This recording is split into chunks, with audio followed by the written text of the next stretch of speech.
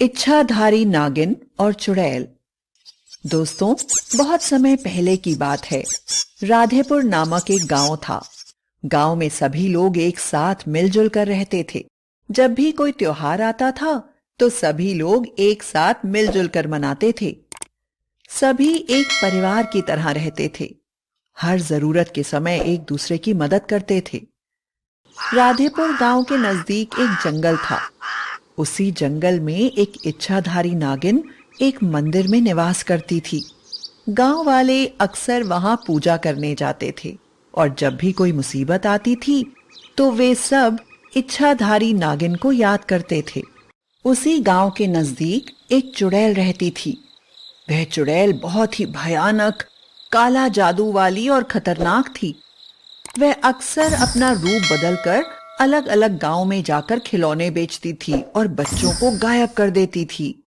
फिर एक दिन वह चुड़ैल राधेपुर गांव में खिलौने बेचने आती है और कहती है, खिलौने ले लो, खिलौने ले लो। बच्चों के मन पसंद खिलौने, सस्ते खिलौने, मजबूत खिलौने, बच्चों का मन खुश कर देने वाले खिलौने ले लो। भैया दीदी खिलौने ले लो, बच्चों को बहुत मजा आएगा। खिलौने वाले को देख एक बच्चा कहता है, मम्मी मम्मी मुझे खिलौने चाहिए, मुझे वो ट्रक चाहिए, मम्मी दिला दो ना। बच्चा खिलौने के लिए जिद करने लगता है। तब माँ बोलती है, नहीं बेटे, अनजान लोगों से खिलौने नहीं लेते। लेकिन बच्चे की जिद के आगे माँ बेबस हो जाती है और ट्रक ले लेती है। फिर पड़ोस के कुछ बच्चे भी खिलौने ले लेते हैं, कोई कार तो कोई ट्रक। खिलौने बेचने के बाद चुड़ैल वापस अपने घर लौट आती है। जैसे ही रात होती है, चुड़ैल कहती है, मेरे प्यारे खिलौनों, मेरे पास आओ, सभी बच्चों को मेरे पास लेकर आओ। चुड़ैल के ऐसा कहते ही सभी खिलौने जिंदा हो जाते हैं और अपने आप चलने लगते हैं। चुड़ैल अपनी जादुई शक्ति से बच्चों को अपने वश में कर लेती है और जिन जिन बच्चों ने वह खिलौने खरीदे थे, खिलौने के साथ वो भी चलने लगते हैं। खिलौने धीरे धीरे बच्चों को चुड़ैल के पास ले आते हैं। बच्चों को देखकर चुड़ैल बहुत खुश हो जाती है और कहती है, आज तो मैं बहुत खुश हूँ। आज एक साथ पहली बार बहुत सारे बच्चे आए हैं। फिर कुछ समय बाद चुड़ैल बच्चों को अपने तहखाने में ले जाती है।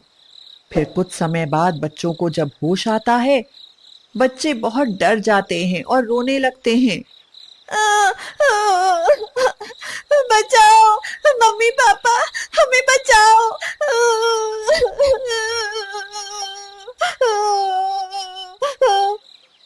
बच्चों को रोता हुआ देख चुड़ैल बहुत खुश हो जाती है।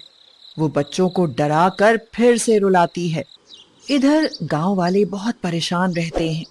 किसी को कुछ समझ में ही नहीं आता कि बच्चे अचानक से कहाँ चले गए। तभी सभी गांव वाले इच्छाधारी नागिन के मंदिर में जाते हैं और बोलते हैं, हे देवी, हमारी मदद करो। हमारे बच्चों का कोई अता पता नहीं है, कृपया हमारी मदद कीजिए। इतना कहने के बाद इच्छाधारी नागिन प्रकट होती है और बोलती है, घबराओ मत, मैं आप सबके बच्चों को वापस लाऊंगी। फिर इच्छाधारी नागिन अपनी नागमणि से बच्चों का पता लगाती है और गांव वालों से बोलती है, जो औरत गांव में खिलौने बेचने आई थी, उसी ने सभी बच्चों को गायब किया है। वो वास्तव में एक चुड़ैल है। फिर इतने में नागिन उन बच्चों को लाने के लिए चली जाती है। कुछ समय बाद चुड़ैल के पास वह पहुंच जाती है और बोलती है, चुड़ैल बाहर निकल और बच्चों को छोड़ दे। तभी चुड़ैल बाहर निकलती है और बोलती है, ए नागिन, यहाँ से चली जा, नहीं तो मैं तुम्हें मार दूंगी। फिर इसके बाद दोनों के बीच एक खतरनाक लड़ाई होने लगती है। चुड़ैल अपनी काले जादू की शक्ति से नागिन पर हमला कर देती है और नागिन को नीचे गिरा देती है। फिर इसके बाद नागिन बहुत क्रोध में आ जाती है और चुड़ैल को डस लेती है। एक ही बार में चुड़ैल का काम तमाम कर देती है। फिर बच्चों को छुड़ाकर गांव वालों के पास ले जाती है।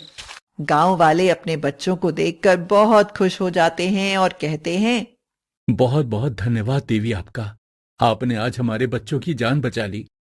फिर कुछ समय बाद इच्छाधारी नागिन मंदिर में वापस चली जाती है। बच्चे लोग अपने मम्मी पापा को देख बहुत खुश हो जाते हैं और कहते हैं, मम्मी, अब हम कभी भी किसी भी चीज के लिए जिद नहीं करेंगे और अनजान व्यक्ति से कुछ नहीं खरीदेंगे। तो दोस्तों, इच्छाधारी नागिन और चुड़ैल की कहानी से हमें यह सीख मिलती है कि किसी अनजान आदमी से बिना सोचे समझे कोई भी सामान नहीं लेना चाहिए। आप सभी को यह कहानी कैसी लगी, हमें कमेंट बॉक्स में कमेंट करके जरूर बताएं।